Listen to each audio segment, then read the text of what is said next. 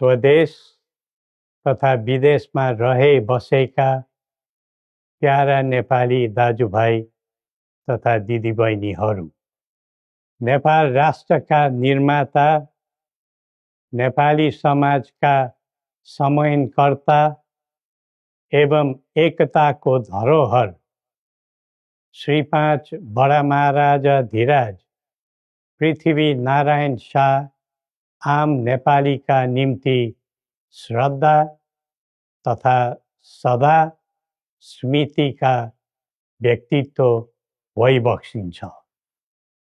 मौसुफको 304औं जन्म जयन्ती तथा राष्ट्रिय एकता दिवसका उपलक्ष्यमा हामी उहाँलाई नमन गर्दै श्रद्धा सुमन अर्पण गर्दछौँ। जस्तोसुकै शक्तिसँग पनि सङ्घर्ष गरेर राष्ट्र एकीकरणमा सबै जात, सबै धर्म र सबै क्षेत्रका नेपालीको सक्रिय, सबल र सफल नेतृत्व गरेको शाहवंशीय राज संस्थाको इतिहास सबैका सामु छर्लङ्ग छ। नेपाली जनताको खुसी र समृद्धिलाई नै आफ्नो रुचि ठान्ने शाहवंशीय परम्परा रहँदै आएको छ।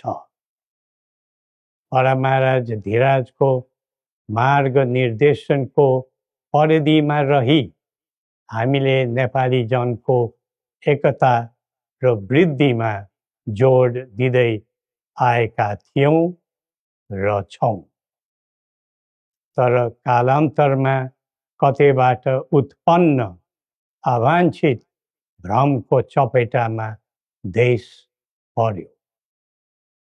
झन्डै 2 दशक अघि शान्ति ल्याउँछौँ र आर्थिक प्रगतितर्फ देशलाई लैजान्छौँ र स्थायित्व दिन्छौँ भनेर सत्तामा पुगेका दलहरूको चाहना अनुसार हामीले श्री 5 र राजदण्ड, जनताको नासो, जनताकै सुरक्षित संरक्षणमा बुझाइ सहयोगी नियतका साथ राजकाजबाट बाहिरै रहेको सर्वविदितै छ। यो दायित्वबाट पलायन वा निषेधित राजनीतिका निम्ति कमजोरीको अनुमोदन थिएन, न त यो भावना आम जनतामा नै थियो।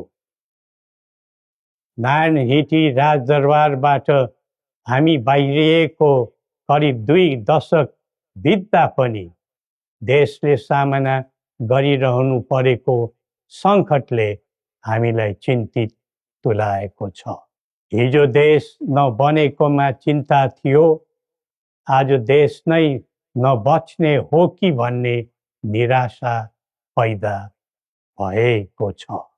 बडा महाराज धीराजबाट 22 वर्षको युवा अवस्थामै सुरु गरिबक्सेको एकीकरणको सफलता पछि आधुनिक नेपाललाई 4 वर्ण 36 जातको साझा फुलबारीको रूपमा चित्रण गरिबक्सेको थियो।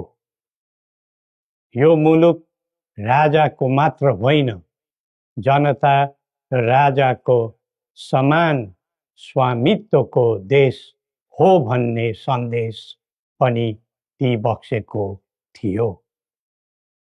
भाषण अनि जादु वा चमत्कारले यो देश बनेको होइन र बन्दैन पनि।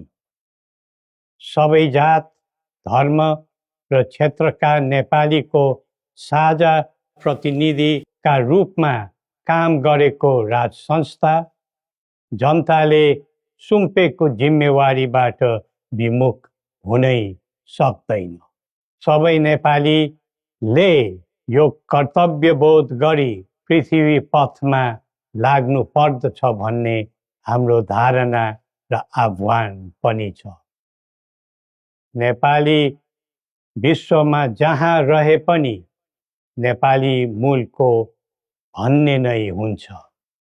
त्यसैले राष्ट्रको प्रतिष्ठासँग नेपालीको प्रतिष्ठा पनि सँगै जोडिएको हुन्छ। मुलुक स्थायी वा अस्थायी रूपले छोड्दैमा देशसँगको सम्बन्ध तोडिन सक्दैन।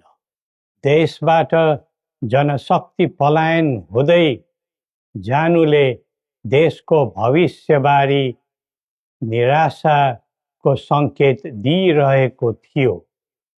अब पुँजी र पुँजीपतिहरू तथा कर्मवीर उद्यमीहरूको समेत पलायन हुनु थालेको छ। यो क्रमलाई तत्काल निरुत्साहित र नियन्त्रण गर्न सकिएन भने मुलुक असफलताको सङ्घारमा पुग्न सक्ने सम्भावनालाई लिएर हामी आहत भएका छौँ। बरामारा धिराजबाट स्वदेशको पुँजी पलायनमा रोक लगाउनु पर्ने पक्षलाई महत्त्वका साथ जोड दिबक्सी जनता सक्षम र बलिया भए मात्र देश बलियो हुन्छ भनी दिव्य उपदेशमा उल्लेख गरिबक्सेको छ।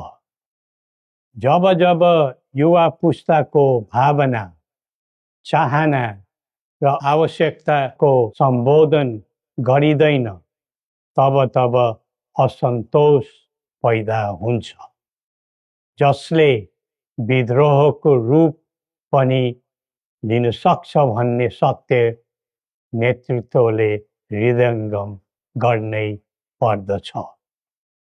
नेतृत्वले पटक पटक युवालाई प्रयोग मात्र गर्ने तर उनीहरूको आवश्यकता बुझेर काम नगर्ने प्रवृत्तिले युवामा असन्तोष जन्मेर देशमा जनधनको हानि भयो। जसरी भविष्यका कर्णधारहरूको ज्यान गयो त्यसले सबैलाई स्तब्ध बनाएको छ। युवाहरूमा भ्रष्टाचारप्रति असहिष्णुता र आइटी प्रतिस्पर्धामा अग्रताको जोश देखिनु उज्जवल भविष्यको सङ्केत हुन्। तर उन्नतिको गन्तव्यमा राजनीति चुक्यो भने अल्छीको सपना मात्र बन्न जान्छ। स्वचालित व्यक्तिले राष्ट्रको हित खोज्दै जान्छ, परिचालित व्यक्तिले अर्काको मित खोज्दै हिँड्छ। राष्ट्रिय सहमति बिना निकास खोज्नु समय खेर फाल्नु मात्र हो। समुन्नतिको यात्रामा सबै मिलेर अघि बढौँ।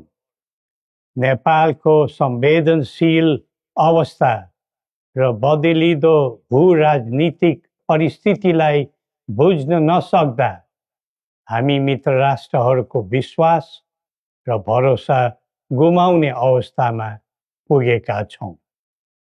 असन्तुलित बन्दै गइरहेको परराष्ट्र नीति र व्यवहारले राष्ट्रिय हितमा गम्भीर असर पुगिरहेको समयमा दिव्य उपदेश र बौद्धिक दृष्टिकोणहरूको महत्त्व अझ बढ्दै गएको छ।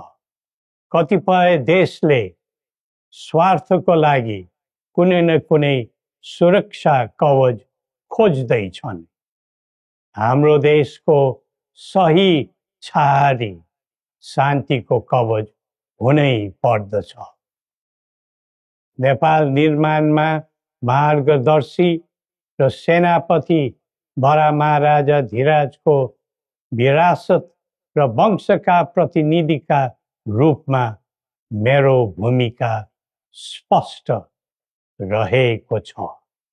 पृथ्वी पथले वकालत गरेको राष्ट्रिय स्वतन्त्रता सबै तहका भ्रष्टाचारलाई दण्डनीय अपराध मान्ने र कसैप्रति घाह नराख्ने शान्ति क्षेत्र नेपाल नै हाम्रा अभिष्ट र माग चित्र हुन्।